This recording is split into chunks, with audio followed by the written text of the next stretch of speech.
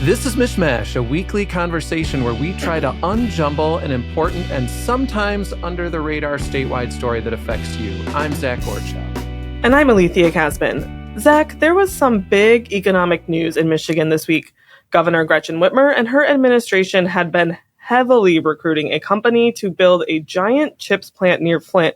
And this week, that company, SanDisk, pulled out of the deal.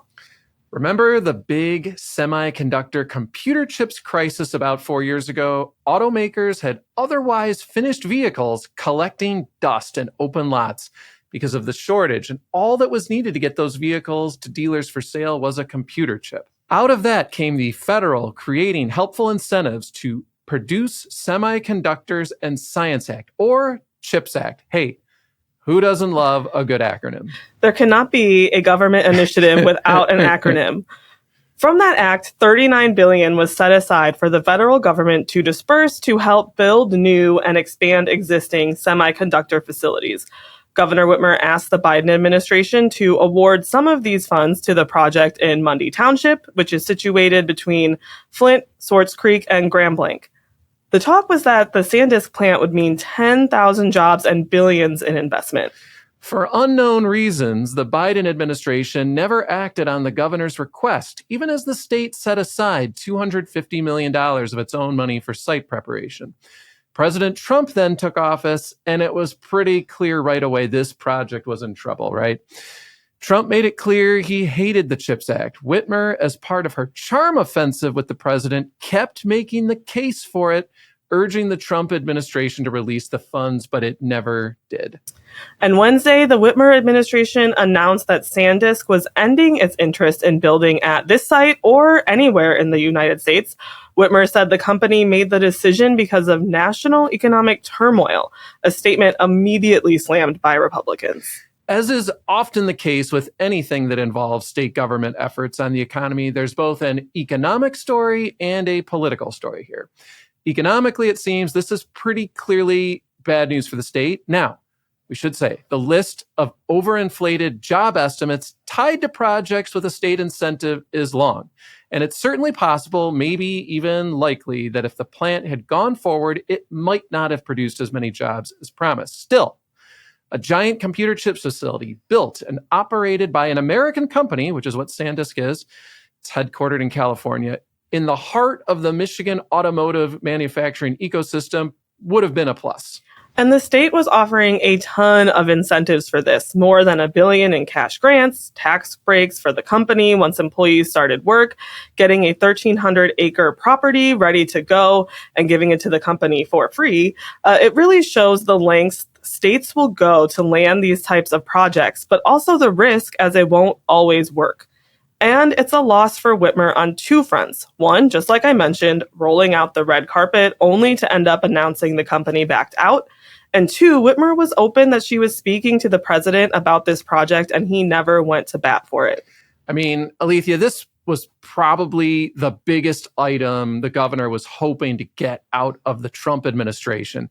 Of course, we've talked on the show about the Selfridge Air National Guard base and the federal government getting things moving on dealing with the Asian carp. She did get some positive progress on those, very positive progress. But this was the big one, an immediate need that would have led to immediate results. The company was supposed to break ground this year. And while preserving the Selfridge Air National Guard base in Macomb County was big, it's just keeping what Michigan already has. The chips plant near Flint would have represented new growth. Whitmer said Thursday she spoke to Trump about her disappointment and that he told her his administration would get a better deal for Michigan, though we have no idea what that means right now. Now, critics of Whitmer's economic development strategy have an opening, and critics of how Whitmer has spoken about recruiting Trump to help out and playing nice with the president also have an opening. So the administration and local economic development groups are, now stressing the site is there, it's ready for a different project, but, these can take years. And if economic uncertainty is the reason SanDisk pulled out, well, what are the odds of another company existing in this same economy being ready and willing to take on a similar project? And Republicans have been saying, look, the answer here is not to go offering these billions of dollars in incentives and free land, that the answer is improve the overall business climate by reducing taxes and reducing regulation. There's another aspect to this now that we know the massive incentives the state was offering. Sort of the question, was the juice worth the squeeze? Remember the Foxconn debacle? Then Governor Snyder, who was in office at the time, 2017, offered a huge incentive package in hopes of luring what was supposed to be a giant LCD making plant with 13,000 jobs. Wisconsin topped Michigan's offer with a whopping $3 billion in taxpayer incentives. Shortly after inking the deal, Foxconn scaled way back and is only using a few of the 1,200 acres, employs just 1,100, less than 10% of what was promised. And Wisconsin scaled the tax breaks back to $80 million, and it functions more as a storage facility. Bottom line is oftentimes these promises don't meet reality, yet states are caught in an arms race where they feel they can't unilaterally disarm on tax incentives. We are going to move from computer chips to bottles and cans. How's that for a segue? When we come back, our fellow co-host Cheyna Roth and I are talking to one of Michigan's community recycling leaders about expanding Michigan's bottle return law and his concerns about that. Think of it as a part 2 to the discussion Cheyna and Alethia had a few months ago on the same subject. Stick around.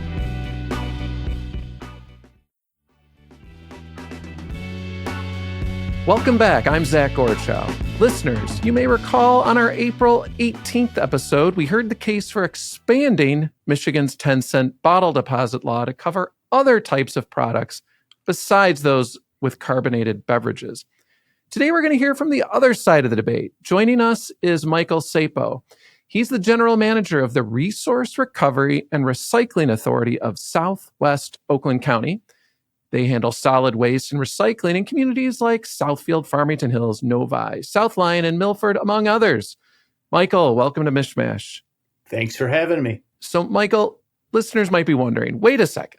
This is a recycling leader, but he's not so sure about expanding the bottle deposit law to include more types of containers. They might be thinking, wait, what's up with that? So, can you walk us through why you think this idea has some problems? Yeah, and it's not necessarily that we're opposed to the expansion. It's that we need to be mindful of the law of unintended consequences whenever we're having a policy discussion of this magnitude.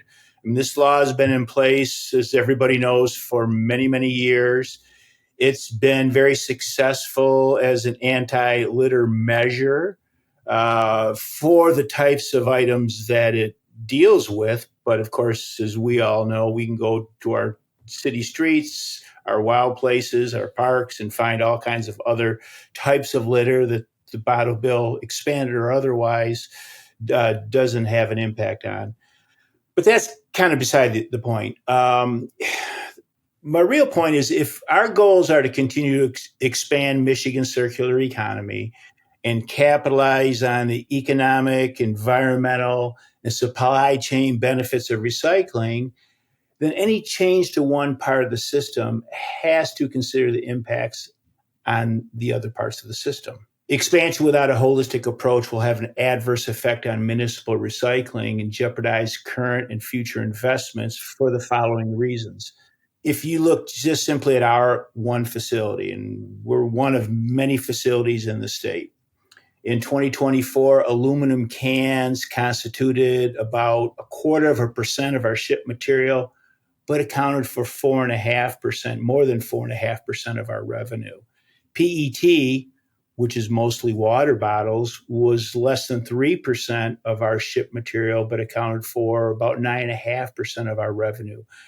Meanwhile, 2/3 of our material is paper products, which is, low value material. And so material recovery facilities and the municipal recycling programs that they serve rely on these valuable things like aluminum and PET water bottles to help offset the cost of recycling the lower value commodities that we know we want to recycle and need to be recycled, diverted from the landfill and put into the supply chain.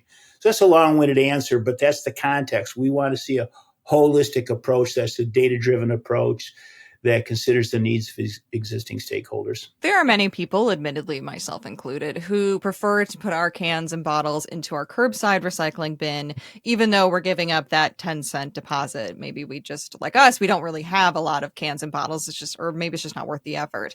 Some contend that sending these containers to facilities like yours, where they have to be separated from paper, plastics, and glass, is a less effective recycling method than returning them to the store for the deposit. Do you agree? Am I a terrible recycler?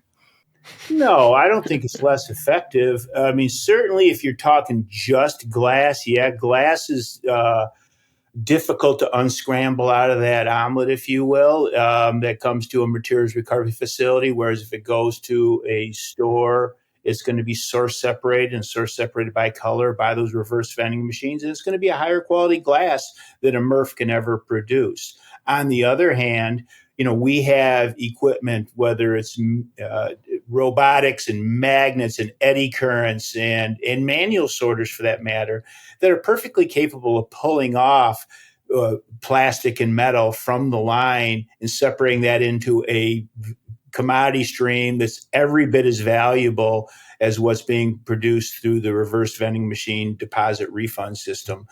So that's not really a strong argument. What would be a strong argument, though, is that we don't have recycling everywhere across the state. And to the extent that in some parts of our state, taking your bottles and cans back to a retail setting is the only opportunity to recycle, we need to be mindful of that and figure out how can we have a variety of ways to recycle these materials and get them into the supply chain across the entire state. So for the beverage industry, the concern, of course, involves economics. The bottle deposit makes their product more expensive in Michigan. You have a different set of concerns, as you've been outlining, but what prompted you to join hands here and work together on how to deal with this issue? Well, we've worked with the beverage industry for a number of years, going back as long ago as, 2009, 2010, when I was chair of the policy committee of the Michigan Recycling Coalition.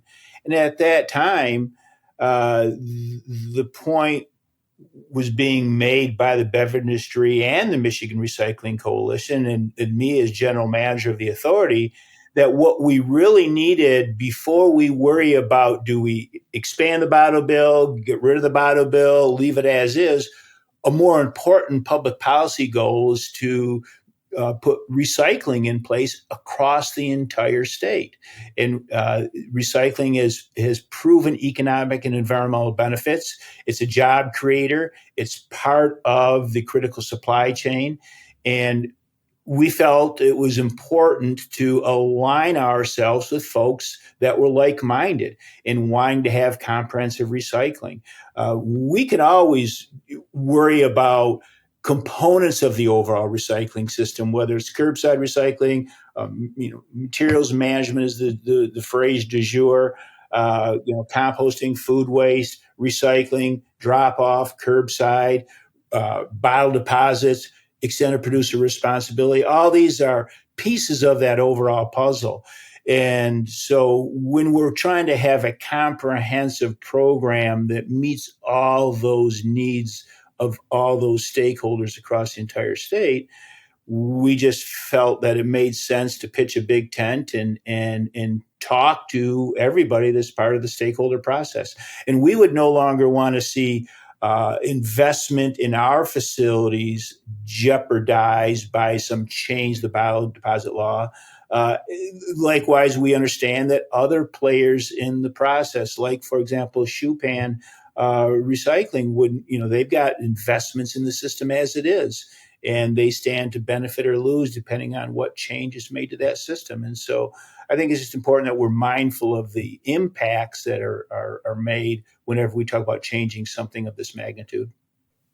Now, you've been in the recycling world for a long time, more than 30 years. Would you say the bottle deposit law, which is coming up on its 50th anniversary next year, has been a success? Yeah, I think it's undeniable that it's been a success.